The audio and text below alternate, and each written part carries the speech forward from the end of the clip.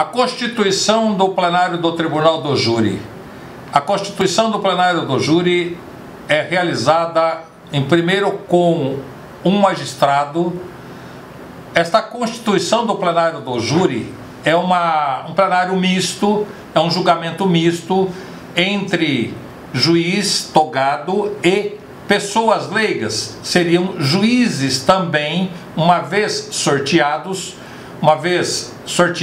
e formado o conjunto, o conselho de sentença, então passarão a ser juiz de direito com juízes leigos.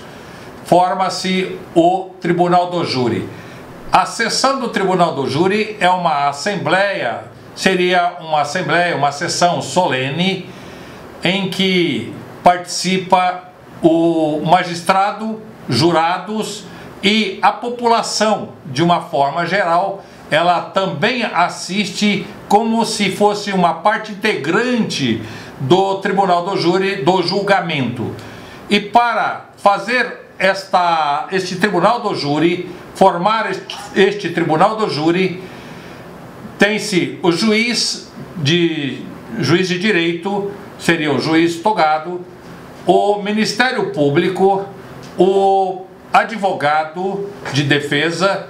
O Ministério Público é aquele representante, é o promotor representante que faz a acusação, ele promove a acusação em nome do Estado, seria o órgão que defende a sociedade. E o defensor seria a pessoa do advogado que defende o direito privado, seria o direito do acusado.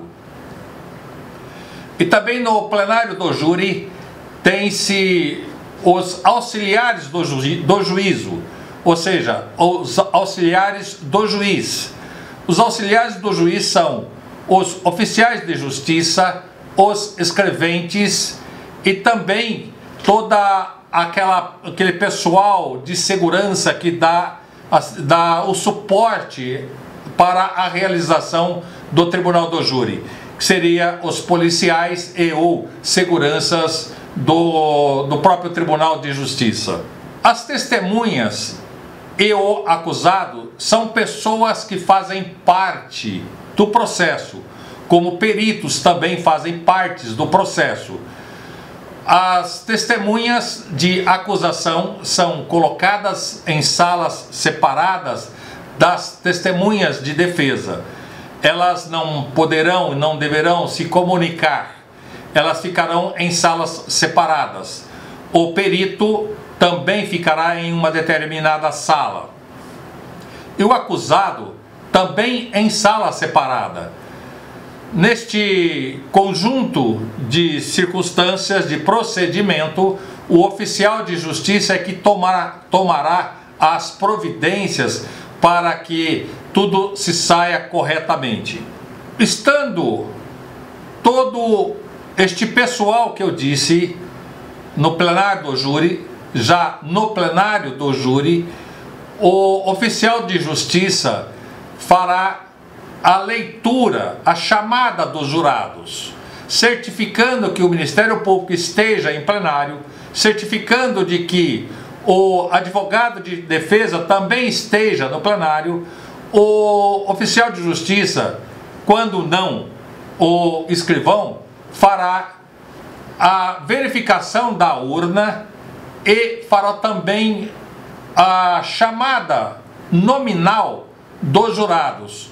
Precisa que haja no mínimo 15 jurados e no máximo de jurados convocados, no máximo 25 jurados. Havendo 15 jurados, seria o número suficiente para instalar a sessão.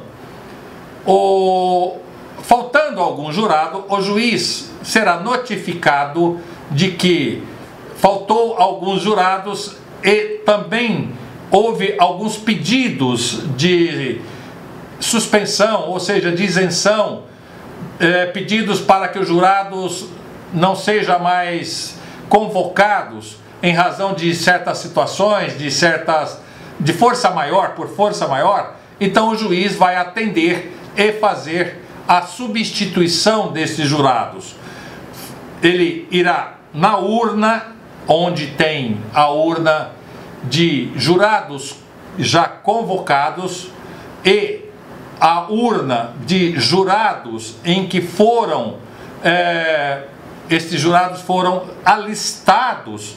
Nesta urna de jurados alistados, ele vai retirar alguns jurados para substituir os jurados faltantes e aos jurados que pediram as dispensas. Depois de sanada esta situação, esta primeira situação, o juiz fará nominalmente a chamada dos jurados. E neste instante em que ele fará nominalmente a chamada dos jurados, ele já pede ao jurado que se coloque de pé para que a defesa possa recusar, e esta recusa se dá o número de 3 recusas, e são recusas imotivadas. E também, após, se a defesa aceitou e não recusou, o Ministério Público fará a recusa imotivada. E se o Ministério Público também aceitou aquele jurado já vai passar a fazer parte do conselho, começar a formar o conselho de sentença, aonde daqueles 25 jurados convocados serão sorteados 7 jurados. Destes 7 jurados, pouco importa se são masculinos ou femininos.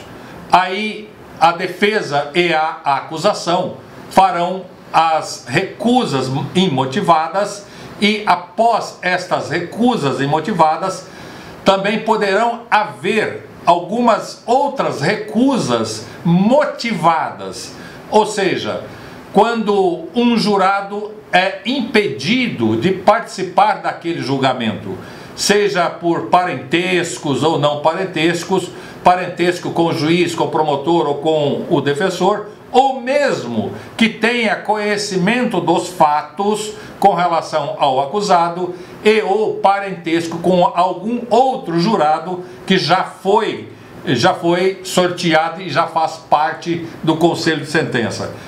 Esta aí seria a causa imotivada da recusa, que não pode o jurado participar do julgamento. Estando já o conselho de sentença formado, após o conselho de sentença já formado, o juiz alerta-os de que sobre a sua frente tem o relatório do processo. Então o juiz dará aos jurados um determinado tempo, suspendendo o andamento do processo, do procedimento, para que eles possam tomar ciência, ler aqueles documentos, aquele relatório que o juiz os forneceu, para que eles tomem conhecimento da prova material, tomem conhecimento da pronúncia e ou de qualquer outro tipo de decisão posterior. E tomando conhecimento destes materiais, deste material de prova que ali estão descritas naquele relatório, após eles terminarem a leitura, voltaria aí o andamento do processo, o juiz retomando o encaminhamento do processo, do procedimento do tribunal do júri, em que passaria o juiz a determinar que entrasse uma das testemunhas para iniciar a instrução. Ou seja, já houve instrução lá na primeira fase, antes da pronúncia. Lá naquela instrução do procedimento processual singular, houve a instrução e colheita de provas. Nesta fase, aqui no tribunal do júri, pode até ser que esta prova seja repetida. Algumas testemunhas lá ouvidas poderão também ser reinquiridas ouvidas nesta fase de instrução no plenário do júri. Esta oitiva servirá para os jurados observar o que a testemunha tem de conhecimento e trará para eles, jurados, o conforto ou o caminho de trazer o conforto de julgamento posterior. Então, os jurados observarão o que as testemunhas terá de trazê-los de elementos orais, de provas oral, para que eles tomem conhecimento, além daquelas provas que eles já têm do relatório que eles já foi lida por eles. As testemunhas ouvidas, primeiro seriam as testemunhas de acusação. Isto pela Lei 11.689/2008, houve uma inversão, porque antigamente o acusado é que era interrogado primeiro e depois viria as testemunhas. Agora, com o advento desta lei 11.689/2008, as testemunhas de acusação são ouvidas primeiro e posterior às testemunhas de acusação são ouvidas as testemunhas de defesa. E no interrogatório, ou seja, nas oitivas de testemunhas, e quanto no interrogatório, as perguntas realizadas, ou seja, as perguntas feitas a estas pessoas, são feitas pela acusação e feitas pelo defensor. E às vezes também, se havendo assistente de acusação, são feitas pelo assistente do Ministério Público. E qual a função do juiz? O juiz, ele servirá de julgador e não de acusador. O juiz apenas irá observar, administrar se as perguntas são coerentes, estariam coerentes com os autos, são perguntas pertinentes e se não são perguntas repetitivas. Então, o juiz presidente do tribunal continuaria administrando a fala, ou seja, as perguntas da acusação e as perguntas da defesa. E também os jurados poderão fazer perguntas, e as perguntas dos jurados, até é pertinente isto, porque são eles os julgadores do procedimento, são eles os competentes para julgar os fatos. Então é normal que eles tenham dúvidas e façam pergunta à testemunha. E fazendo a pergunta à testemunha direcionada ao juízo, ou seja, eles escrevem a pergunta em um papel, são levadas através do Ministério Público, através do oficial de justiça, até a apreciação do juiz presidente, e o juiz, achando e verificando ser pertinente aquela pergunta, não ser aquela pergunta induzitiva, se ela não for uma pergunta que vá induzir a determinado caminho de parcialidade para um lado ou para outro, será feita a pergunta. Esta pergunta será feita àquela pessoa que o jurado pretenda fazê-la, por ter ele, jurado, ficado em dúvida com relação às declarações daquela testemunha e ou o próprio acusado ter o acusado prestado seu interrogatório. Depois de ouvida as testemunhas de acusação, depois de ouvida as testemunhas de defesa, será a vez de ouvir o acusado. Isto se o acusado comparecer, porque o acusado pode não comparecer. Ele pode utilizar desta faculdade de direito de que ele, se não desejar vir ao plenário, se lhe é prejudicial ou não prejudicial a sua presença, é outra coisa. Mas ele pode não comparecer em plenário e não dar depoimento nenhum. ou ele pode até comparecer e, comparecendo, não prestar o depoimento, ou seja, não dar as respostas, porque ele pode utilizar do direito constitucional de ficar calado e não responder às perguntas que a ele for indagado. É aquilo que eu sempre disse em outras oportunidades, eu já disse aos senhores em outras aulas, que o acusado, ele vem para o julgamento e, vindo para o julgamento, já ter conversado com o defensor pode alertá-lo, deixá-lo à vontade para dizer ou não dizer o que ele entenda que o que ele falará será em benefício da sua defesa ou prejudicará a sua defesa. Então ele tenha que ter ciência disto, que o que possivelmente ele pretenda falar venha contra a tese da sua defesa. Então eu sempre disse e digo aos senhores que nós sabemos o que será perguntado. Eu já disse de novo errado, errei de novo, peço desculpas a vocês. Não saberei o que será perguntado. Vou repetir. Não saberei o que será perguntado, mas saberei sim quais são as respostas que o acusado deva dar para todas estas perguntas, que não saberei quais são as perguntas a serem feitas ao acusado. Então o acusado tenha que ter ciência disto, ciência de que nós não sabemos quais são as perguntas que a ele será feita, mas sabemos quais são as respostas que ele haverá de dar para todas as perguntas que a ele será feita.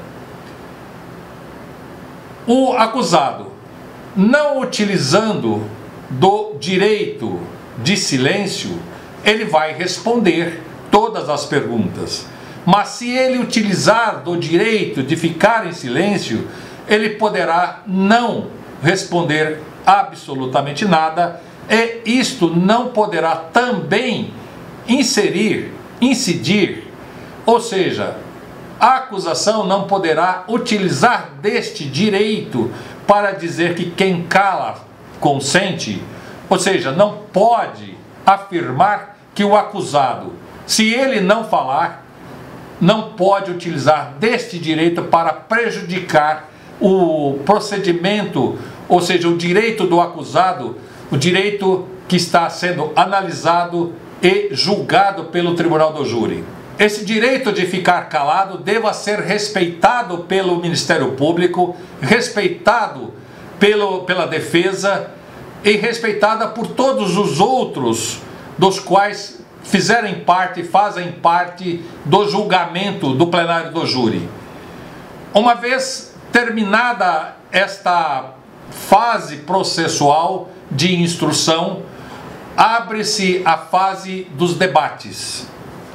Mas antes eu gostaria ainda de alertá-los de que pode ser analisada as provas, pode ser feita leitura de provas, de laudos periciais, e peritos também poderão vir fazer as suas justificativas, justificar a decisão dada em um determinado laudo que ele foi o autor e elaborou. Passada esta fase de instrução, abre-se a vista para a sustentação oral. Na sustentação oral, começa fazendo a sustentação oral o Ministério Público. O Ministério Público, na sua sustentação oral, ele inicia fazendo as suas considerações ao juízo, faz as suas considerações ao defensor. Goste do defensor ou não, mas seria prudente fazê-la para não criar uma antipatia. De igual forma, também o defensor, quando lhe for dada a palavra para fazer a sustentação oral, ele fará também as exaltações ao juiz e ao Ministério Público. E o Ministério Público continuará fazendo as suas considerações até iniciar de fato a acusação, a sustentação da acusação. Neste período em que ele fará a sua sustentação, o defensor, observando determinada postura e colocações, determinada colocação de frases, de excesso de linguagem, o defensor poderá intervir.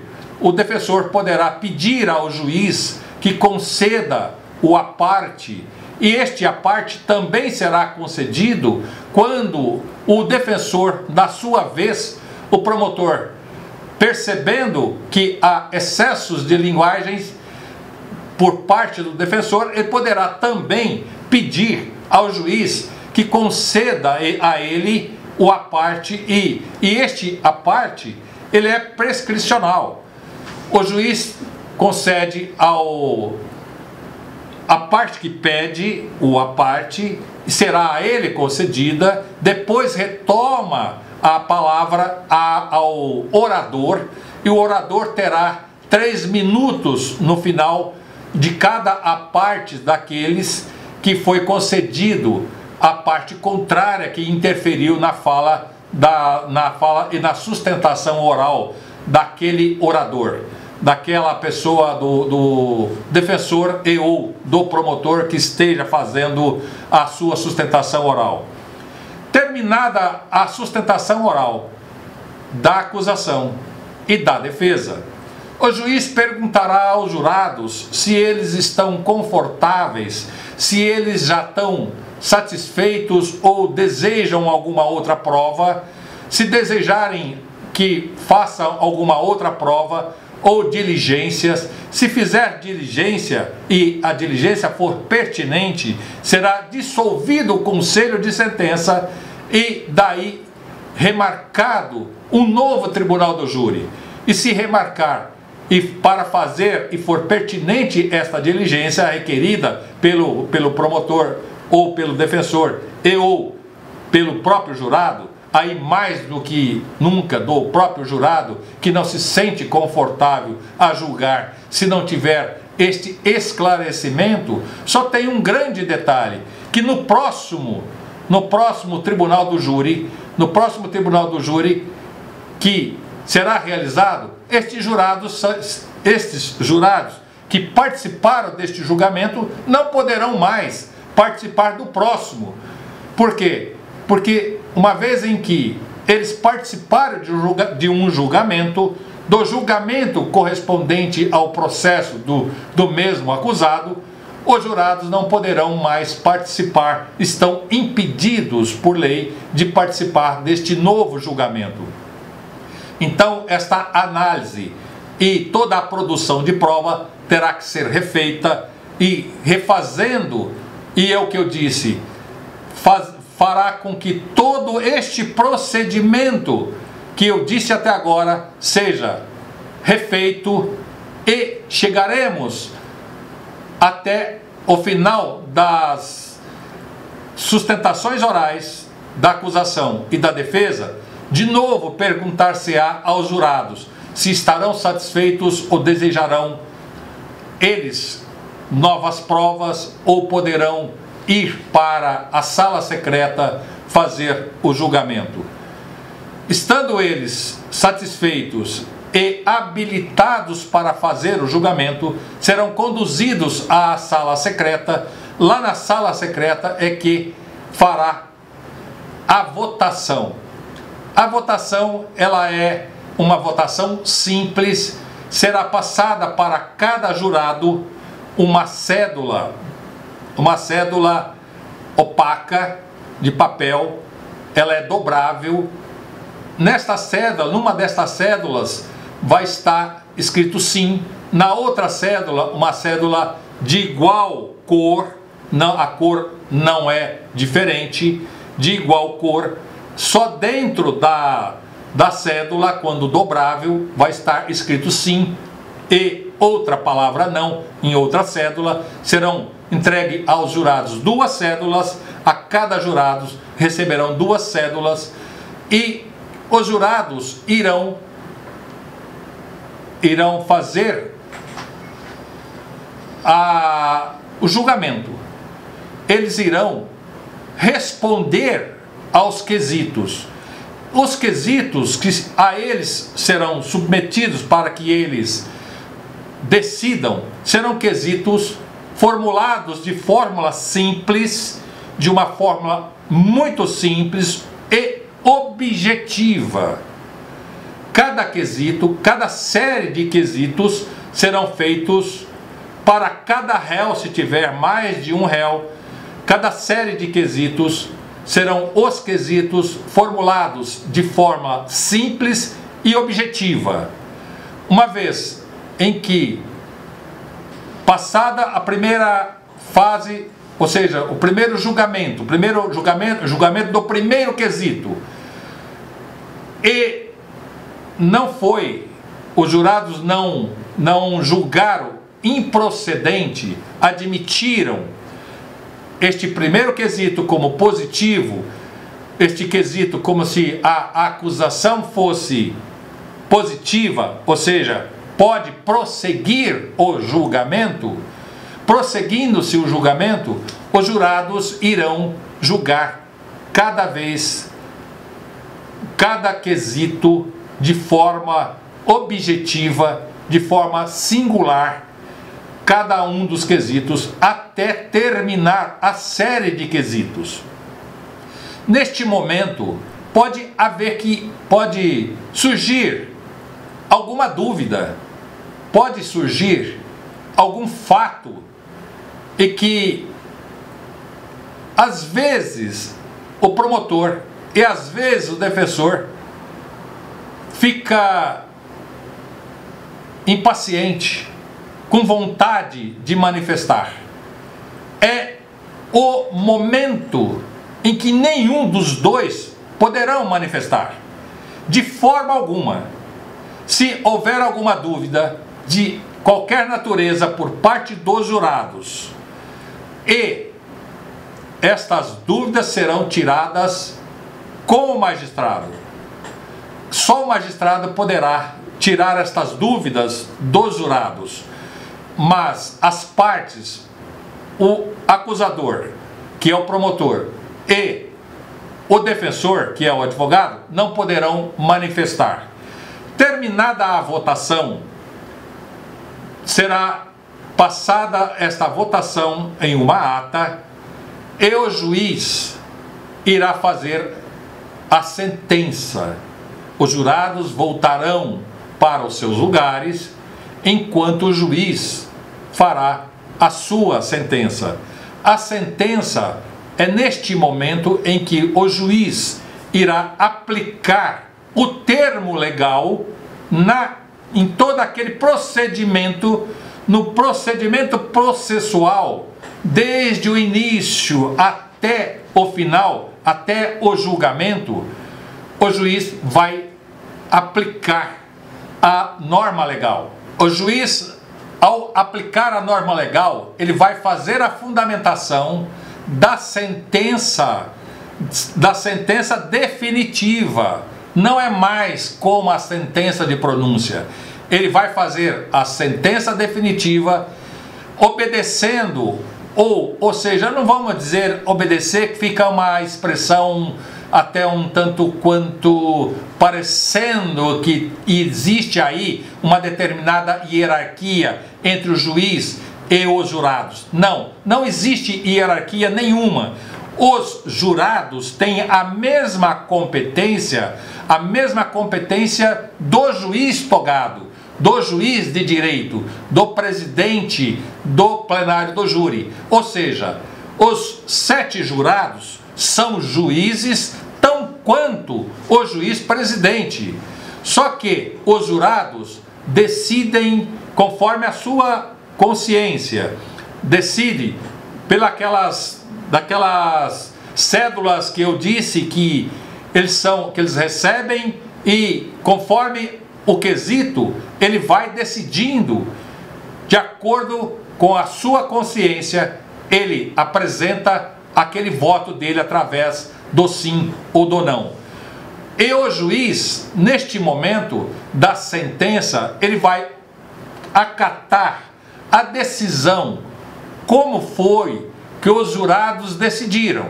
Se os jurados decidiram absolver o acusado, se os jurados decidiram desclassificar a imputação, desclassificar o crime de qualificado para homicídio simples, homicídio privilegiado, desclassificar de homicídio para lesão corporal leve ou lesão corporal seguida de morte. Ou seja, os jurados têm competência para decidir conforme o que eles decidiram, e se decidiram inclusive pela condenação, e na condenação eles disseram: olha, eu quero, pela nossa decisão, eu quero que o senhor magistrado, o senhor presidente do Tribunal do Júri, aplica a pena de determinado ponto, de determinado número de pena até tal número de pena. Ou seja, se for privilegiado, seria de 6 a 20, qualificado de 12 a 30.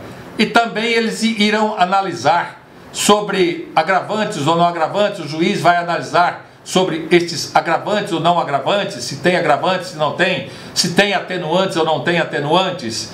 Toda esta circunstância processual, toda esta circunstância da lei material e da lei processual, ou seja, da norma de direito e jurídica, o juiz vai aplicar na sentença.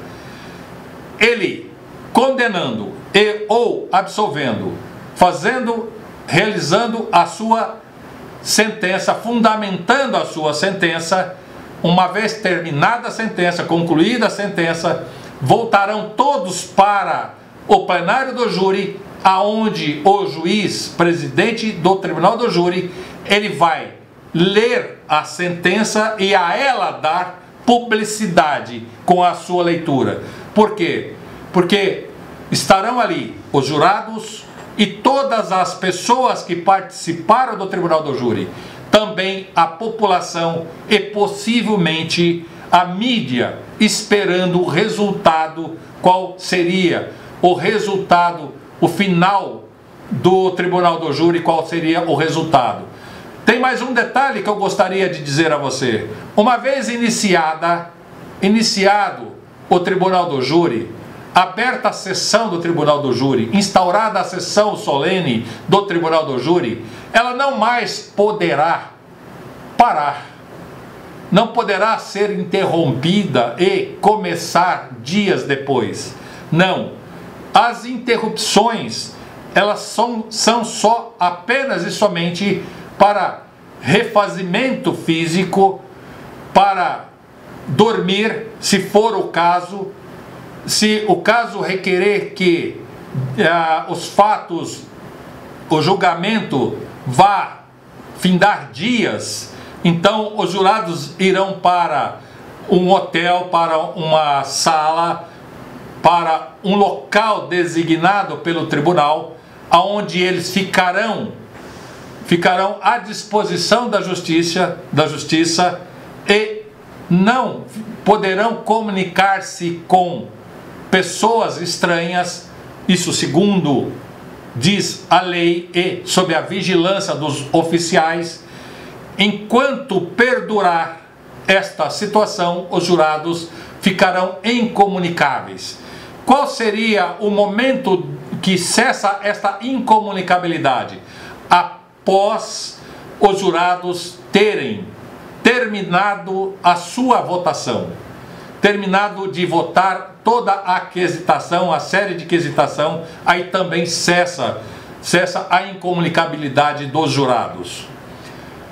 Esta é uma síntese de como é formada formado o Tribunal do Júri, formada a seção do Tribunal do Júri.